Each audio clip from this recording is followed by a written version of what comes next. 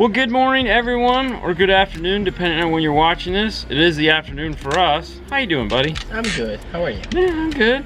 So we have a lull in the day, as it would seem. Perfect opportunity to go ahead, pull the Camaro in and remove the radio. So for what seems like weeks now, which probably is, I've been rocking the 9905. I've been loving it. I love the new screen. We're gonna do an unboxing of this thing, so it's gotta come out to make room for this. Pioneer's new W4400nex wireless CarPlay. Ooh.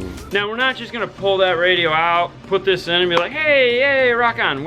It's moved on beyond that. If you guys are familiar with the last one we did, if you aren't, go check it out. We took a 9904, compared it to the 9905 before we took it out, so you guys can kind of get an idea what the difference was between the old one and the new one, or at least the lesser one. And then it's weird because the 9904 is still in the line with the 9905 because they have Exelon and then Exelon XR.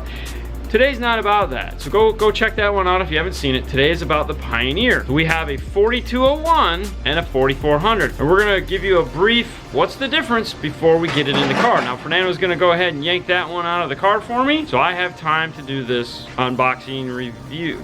So I have time to show you the difference. Not an unboxing, just show you the difference. So let's go ahead and get them on the bench and take a look at them.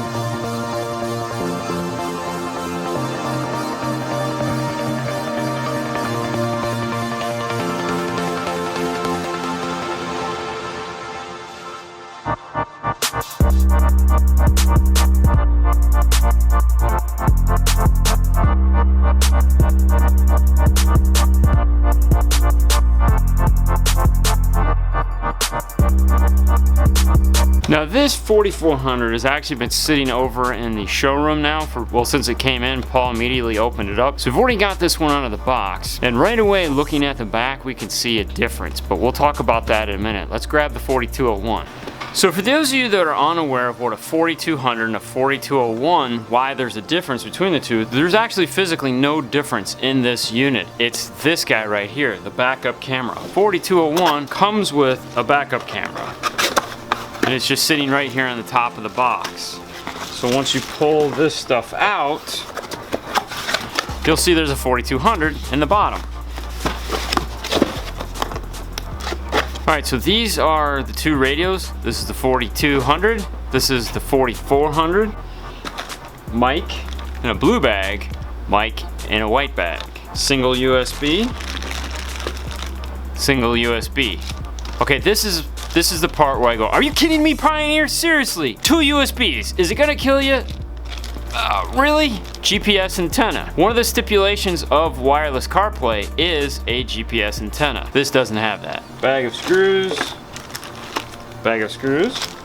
The same remote controls. This secondary harness here, this is all the RCAs and whatnot are attached on here. This is on the back of the radio, which we'll see in a second. And of course, the power plug, they're different. Now you're saying they look very similar, and they do. They both have the cool little L shape, and they'll plug in. Where the difference is right here on the back of the radio, where the mute wire is located. So on a 4200 it has a yellow black wire, which is now moved to this guy here. It is a pink white wire on the 4400. They'll plug in. So if you have a 42 and you want to put in a 44, you can plug them right in. The difference is going to be on a 44, the yellow, this has a yellow black, which is the mute wire, which probably isn't hooked up to anything unless you have OnStar and you've managed to hook it up and use that wire. Otherwise, on the new unit, it has a pink wire. Now this is the same plug that they use for their navigation system. So if you have a 52, 62, 72, 82 and you want to update to a 44, no problem, it's the same plug. This one will plug right in and all the pins will be right. This pink wire here is vehicle speed sense. They call it car speed signal input. The other thing that is a stipulation of wireless CarPlay is this guy right here, vehicle speed sense. This is so that when you're going through tunnels and whatnot, it tracks through tunnels, or you're going in areas where there's very little reception,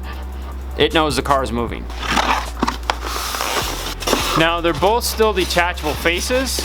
So this one comes with a neoprene case, the 4400, and the 42 also comes with a neoprene case for the detachable face.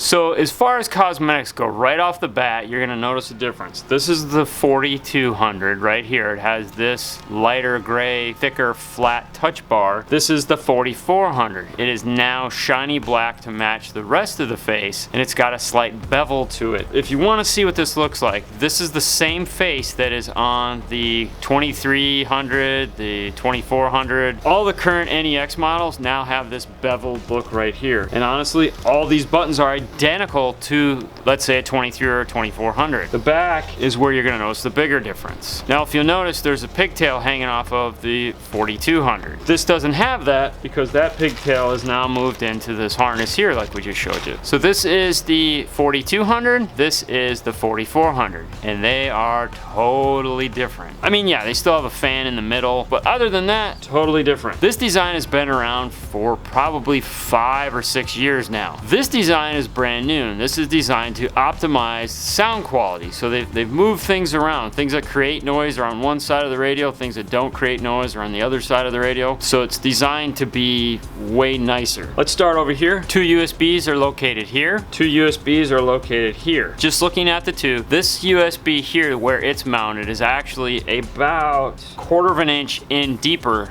than these 2 USBs. These are going to stick out a little further in the dash than the predecessor did. HDMI is located here. The HDMI is located here. Now that actually looks like the HDMI in this is recessed further than it was on this one. So that's probably a good thing because those are always super deep. Now this yellow guy here and this yellow guy here, a lot of you guys are like, what is that for? That's for this guy right here, the AVIC U280. This is the add-on super expensive navigation system for these. So if you're one of those guys that still wants onboard nav, that's what this yellow input is for. Power plugs are located on different sides of the radio now for noise. Bluetooth mic.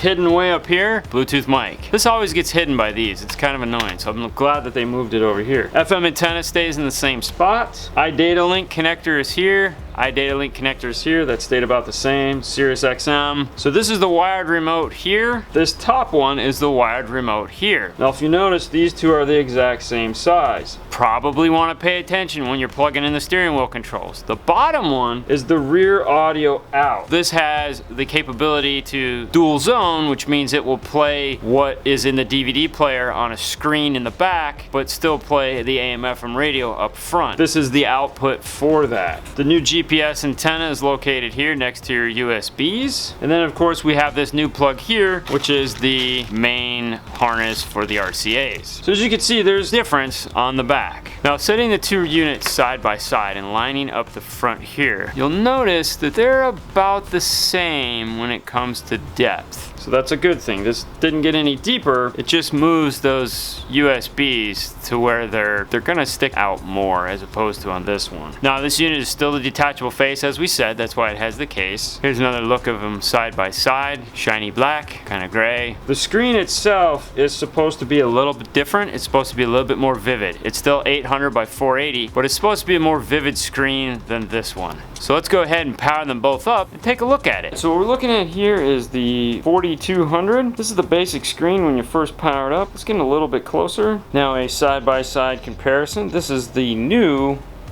4400. This is the no data text that is on the screen. So there are a few subtle differences between the 44 and the previous 42 as far as the harness goes. Really, it's that VSS wire that makes all the difference. If you have a smart harness, like in this case, you know, RP5, RP4, iData, even Access, those wires are going to be in the harness. They provide those for you. If your car doesn't have a VSS wire, you know, on the Alpines they have it and it doesn't always get hooked up and it seems to work just fine, so I don't know if I'd lose any sleep over it. Now as far as the GPS antenna goes, we didn't bother to put it in on this one when we put the 9905 in. We wanted to see if it would work without the GPS antenna. Guess what? Worked fine.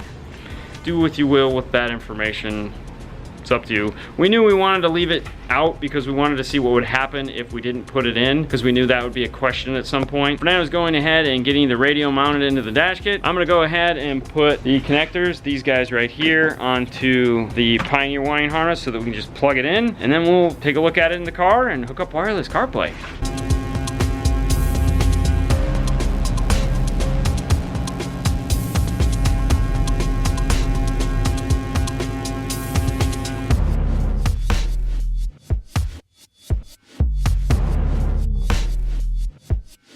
So just like previous Pioneers, the first thing it's going to ask you is to select the language. Next is network mode. That's right, guys. The 4400 has network mode. Finally. A lot of you guys didn't even realize it. For those of you guys that don't know what network mode is, standard means front, rear, sub. Network means tweeter, mid, sub. The front on this is tweeter, the rear is mid, and then the sub RC output as well as the rest of the RC outputs match up. We have a video on that, by the way. The OK screen is going to come up but shortly go away.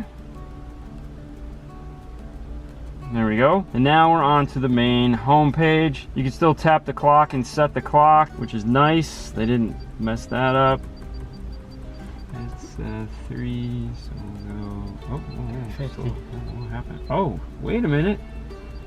Oh, wow. Oh my gosh. Look They at that. finally fixed the clock. Dude, that is crazy. Those of you guys that don't know, Pioneers have always set 24-hour, but as you just saw, it went 12. That's ridiculous. So it is 3:52. All right. Wow, that's a major one. Now, if you've always been able to display it in 24 or 12, that's up to you, but it's all you always had to set it as a 24-hour. That's awesome. It only took them forever, but they fixed that. All right, now what we want to do is go ahead and do wireless CarPlay. For that, we're going to have to plug in the USB and plug the phone in. That's how you connect it up. So in my car, my cable is in the armrest. We have our lightning connector. Go ahead and plug it in. Unlock the phone. We're gonna hit allow. Now the first thing that pops up, it says use wireless CarPlay with the AVH. Yes, we're gonna enable wireless CarPlay. Now what this is doing is very similar to the Alpine in that it's using one method to connect another method. In this case, it's using the wired option to connect the wireless option. It's a little bit simpler. The Alpine, you have to do it over Bluetooth. It's kind of counterintuitive. Naturally, when Paul first got this, the first thing he tries to do is pair to the Wi-Fi, and it's like, no, that's not how it worked. And instead of walking over and ask us, he actually called Pioneer Tech Support, which was kind of funny. So now what we want to do is before we unplug it, we're going to go ahead and cycle the ignition off and open the door in my car because it's got wrap. Unplug it, go ahead and cycle the ignition back on. Wi-Fi audio, formatting, boom, done. And it's connected. All right, so now we have full wireless CarPlay. As far as your Android guys go, this is gonna work the same for Android Auto. For wireless Android Auto right now, when we're filming this, which is in June, there's only 5 phones, and they're all Google phones. There'll be more phones available. Well, right now, it's just the 5 phones. You can check it out at Wireless Android Auto on the Google site. The other thing too is that right now, Waze is not on here. But there again, in a couple months, CarPlay will have Waze and Google Maps. You can see we can easily go through here. We'll come over here, we'll go to now playing. We'll go back. This is awesome. So no wires, the phone isn't plugged in. And there we go. We're done. Camaro Car Lab, as some of you guys like to call it, we now have the new 4400 in it. Now, wireless Android Auto is still one of those, man, because it's the 5 phones. 5 phones, that's it. And we know it's gonna be more. We want to be able to demo it. Right now we can't because I'm not gonna go buy one of those phones. I would much rather, if I have to buy a phone, I wanna buy a Samsung. Nothing against all the other ones. I prefer their phones. They got nice phones. And being an Apple guy, it's gonna hurt enough as it is. Regardless of all that, we're gonna rock this. So I look forward to all the questions you guys are gonna ask about this radio, because I know there's gonna be a bunch. There was a bunch about the 9905, there was a bunch about the 309. That's why we wanna put these in here so that we can have them, instead of having to walk over there and touch the board, I want to drive this thing. I want to see what it does. Some of the things we didn't do on this installation. We didn't hook up the VSS because we want to test and see if it actually needs it. So far when we've done the Alpines, it's a hit or miss. Most of the time it just doesn't need it. The GPS antenna, we didn't hook it up in this one either. I want to see how accurate it is without the GPS antenna. We can always pull this back out, connect that wire up and put the antenna in. I just want to try it without them. It's going to be in here for a couple weeks, so we'll see how it goes. Maybe we'll go ahead and pull it out in a week and hook it up and see if it works any better. That would probably make the most sense. Yeah. All right, we'll do that. Good idea, guys. Glad you threw that one at me. All right, we're going to wrap this one up. Fernando? On to the next one. Bingo. We'll see you guys next time. Bye.